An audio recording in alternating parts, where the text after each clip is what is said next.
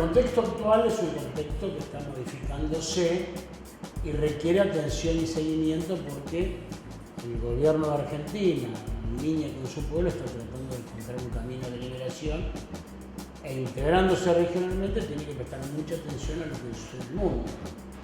Cuando teníamos una relación bilateral, exclusiva, digamos, subordinada a Norteamérica, era menos la preocupación que tenía que tener el gobierno, pero ahora que ha decidido transitar un camino diferente, es importante y es importante para nuestro pueblo. A veces preguntamos, bueno, ¿qué importa el desarrollo de China?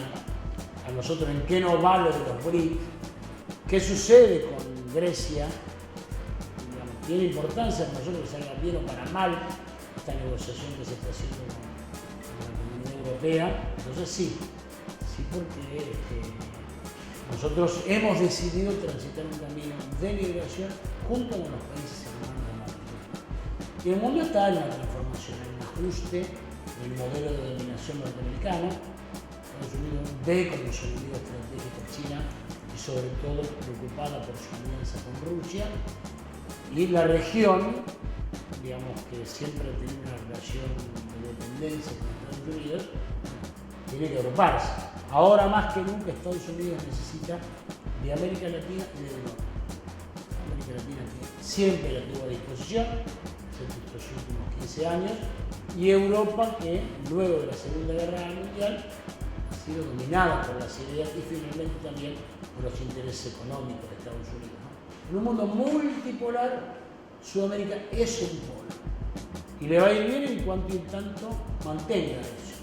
Esa integración que comenzó en el 2005, antes había relaciones bilaterales entre los presidentes de gobiernos populares, primero fue Chávez en el 98, luego Lula, luego Néstor Kirchner, y así comenzó a transitarse un camino donde los sectores populares lograban consumar su recorrido y poner un gobierno popular que, por suerte, en la mayoría de los casos, fue consecuente con esas luchas populares. Pero faltaba aquel 5 de noviembre, faltaba aquel no al ALCA para que la integración tuviera ya un cuadro. Y también faltaba una respuesta, ¿no? Porque en el no al ALCA había que responder entonces sí a qué. Y fue sí a la integración. Se empezó a transitar un camino. Entonces, eso es lo que está, el comercio interregión, las relaciones de respaldo mutuo, la solidaridad, los planes a futuro, es lo que están haciendo que esta región no sea Europa, no sea África, incluso Estados Unidos con la crisis que tiene. Eso hay que preservar. Hace 20, 30 años no existía, sino que nadie hubiera previsto que Brasil, Rusia, China, India se junten con Sudáfrica para poder hacer un plan común. Entonces los BRICS es un dato muy importante. A nosotros como América Latina nos tiene que importar en qué nos beneficia la existencia de los BRICS. No analizarlo teóricamente. Entonces, que haya otro polo, al poderoso polo e influyente sobre Sudamérica que siempre lo vuelve, para nosotros es una buena noticia. Porque podemos conversar con China, porque podemos apelar a este banco recientemente creado de inversiones de los BRICS, porque se nos abren los mercados, porque no tenemos que depender exclusivamente de nuestra venta tradicional, digamos, a alimentos Europa y requerir tecnología de Estados Unidos. Lo que sucede es que también hay que tener cuidado porque, obviamente, los intereses que tienen los chinos son favorables para ellos. Entonces hay que tener cuidado de no repetir aquel esquema de centro-periferia, ¿no? La UNASUR tiene que relacionarse con inteligencia con cada uno. Los negocios son negocios cuando les conviene a todos. Entonces, con Estados Unidos tiene que mantener el vínculo. Digamos, hace un mes ha ido Dilma a Estados Unidos a recomponer la relación. Nosotros siempre hemos dicho que no es que pretendemos enfrentar a Estados Unidos, sino que pretendemos que es una relación de pares, ¿no? Donde el gobierno representa al poderoso pueblo norteamericano y nuestro gobierno representa al pueblo argentino. Como tal, tiene que ser respetado. Entonces, con Estados Unidos, vincularse desde ese lugar, en lugar de igualdad, en lugar de compartir finalmente, el mismo continente. El Mercosur lo que hace es se transforma. El Mercosur es el mercado del sur, como dice su nombre. Se transforma y justamente hecho que comentábamos de decirle no al ALCA fue su momento de cambio, no por casualidad luego de eso pide Venezuela entrar, y luego de eso empieza un intercambio político de lo que es el Mercosur. La UNASUR surge como una necesidad, los que no querían entrar económicamente en el Mercosur, que no eran funcionarios, no articulaban, creamos lo que en mi opinión es el fuerte de este continente. América Latina en su conjunto, Mesoamérica está muy influenciada, sobre todo México, Centroamérica y el Caribe, por la política, por la inclusión, por lo que puso Estados Unidos. Sudamérica es como la que puede pensar un proyecto propio de desarrollo. Y la CELAC incluye el resto de América Latina y a los países del Caribe, que están muy descuidados, muy a la deriva, y eso le da mucha potencia. Se articulan políticamente. La academia no lo había ni previsto, a veces ni siquiera puede describirlo bien, ¿no? Así que fue una creación política que la funcionalidad se va armando de acuerdo a lo que los que conducen, que son los presidentes, ya no los grandes grupos económicos, ya no las cancillerías, son los presidentes los que conducen, la van, digamos, dándole más volumen o enfriándola de acuerdo a cómo aparece la necesidad. Yo creo que son claramente complementarios. Bueno, uno suena con que el Mercosur se siga ampliando. Dentro de ese crecimiento de la politización, de la integración, dentro de la necesidad de institucionalizar estos acuerdos, se da lo del Parlasur, ¿no? Primero fue una idea de Néstor, consensuada con Lula, se genera allí la CAL, ¿no? La Comisión de Asuntos Legislativos, luego funciona un Parlamento del Sur con diputados y senadores elegidos indirectamente, legisladores de cada una de las naciones, son elegidos además para ir al Parlasur, y ahora se comienza un proceso de elección directa, ¿no? Paraguay ya lo hizo, Argentina lo hará en octubre, unos 43 representantes que participarán en el Parlasur, y eso le va a dar otra institucionalidad, ¿no? El Parlasur se encargará entonces de plantear las medidas, los elementos, llevarlos a la reunión de presidentes para que pueda haber un pensamiento desde y para la región.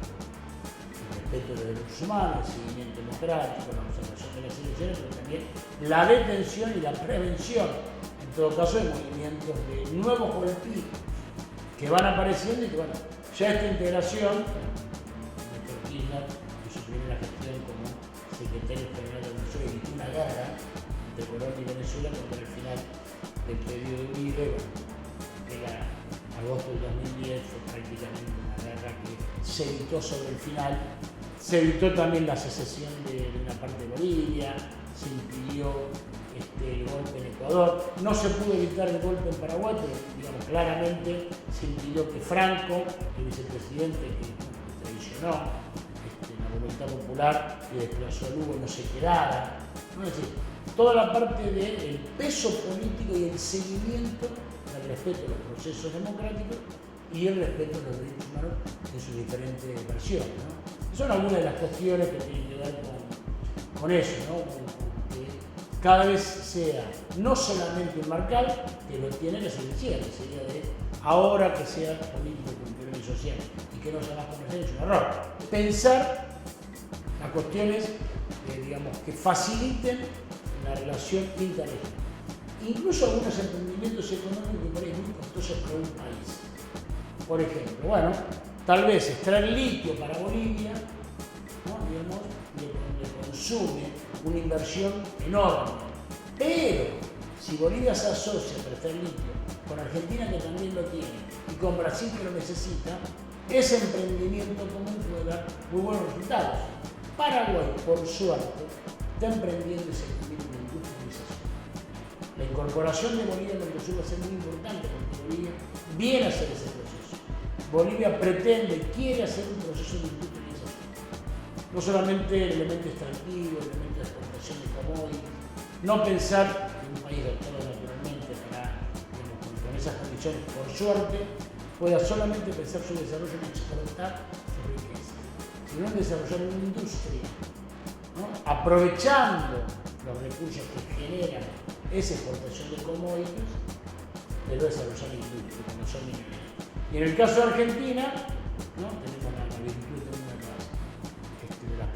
fértiles del mundo, no exportar solamente el commodity, sino tratar de agregarle un valor industrial. Es decir, no exportar porotos de soja, que te lo compra cualquiera, sino exportar aceite de soja para simplificar, ¿no? Porque si exportamos aceite de soja, efectivamente nosotros habremos agregado un salario argentino, una industria argentina, industria complementaria de eso, y eso, para dar ejemplo, sigue un poco el objetivo. Pero ese proyecto tiene otro nivel, ¿no? Extraer minerales, alimentos y exportar.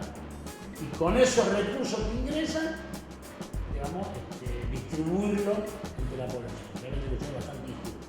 Pero la idea, digamos, el modelo está en discusión, ¿no? Entonces, en Brasil hoy hay en discusión esos dos modelos.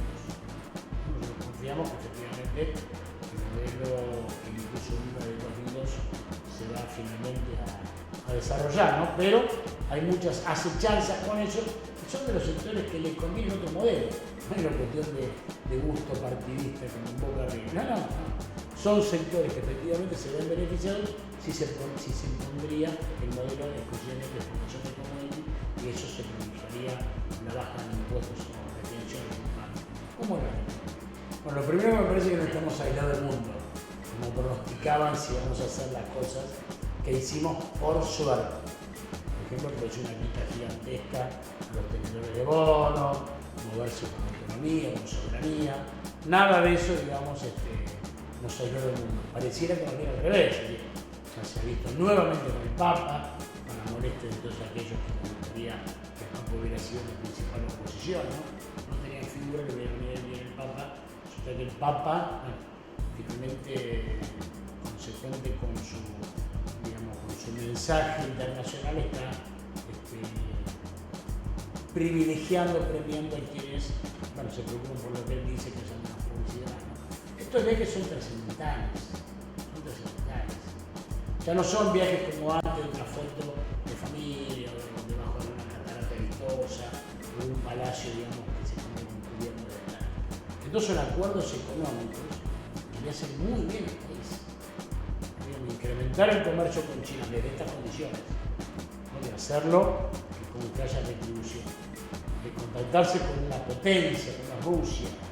Todo eso efectivamente prepara las condiciones, porque en cada uno de estos viajes se firman una cantidad de convenios que afectan para bien a la economía, ¿cierto? Y es por eso que estamos como estamos. Así que me parece que ese dinamismo que tuvo la presidenta en este semestre ha abierto una cantidad de puertas que valoraremos en el futuro, y tal vez algunas cosas que nos salgan bien dentro de algunos años no sabremos, pero fueron por este tipo de acuerdos que se firman en este país. Porque estos gobiernos vinieron a desarrollar otro tipo de integración. Primero, una integración productiva que tuviera que ver con intentar complementarse en la producción de los productos finales. Está sucediendo en parte en la industria automotriz, y hay un esfuerzo muy grande para poder hacer una cadena productiva donde intervengan diferentes factores productivos de cada país. Ha habido después de Mar del Plata, de Aterno al ALCA, las cumbres sociales. ¿Qué es esto? Bueno, antes estaban las anticumbres, ¿no? Concurríamos a la cumbre de los presidentes para, en fin, enfrentarlos, resistir, porque suponíamos que se estaba intrigando contra nosotros, ¿no? La cumbre social, entonces, cada vez que hay un presidente del Mercosur, sucede una cumbre social que le lleva propuestas, que le lleva reclamos, que escucha las explicaciones, o juntos se ven qué medidas tomar. Debe haber mucho más de esto, porque no habrá integración sin la integración de pueblos, ¿no? Los gobiernos pueden ir y venir, digamos, en democracia uno puede tener la fortuna de continuar o no, o puede haber algún tipo de alternancia en los gobiernos, pero sí hace falta que los pueblos se integren, ¿no? En la integración sindical era anterior incluso al Mercosur, la coordinadora de sectores sindicales del Mercosur funcionaba con anterioridad de la existencia, y hay que seguir incentivarla. Y dentro de eso la CTA ha visto de poder desarrollar un pensamiento de informarse de lo que pasa en los otros países, pero en esencia intentar desarrollar un pensamiento latinoamericano, intentar una teoría de la integración. que la academia no la ha aprovechado. La academia no ha aprovechado, tiene un total novedoso en la región tratando de meterle cabeza a ver cómo sería. Entonces, bueno, la CTA ha creado un instituto, me ha propuesto dirigirlo, un grupo de compañeros todos con mucha experiencia en esto, para pensar la integración. Entonces, ideal es el acrónimo de Instituto de Estudios de América Latina, y tenemos esperanza de poder con esto articular con todos los otros que quieren pensar una América Latina para los pueblos, porque una América Latina para los poderosos ya hay demasiados que la piensan y quieren que cumplan.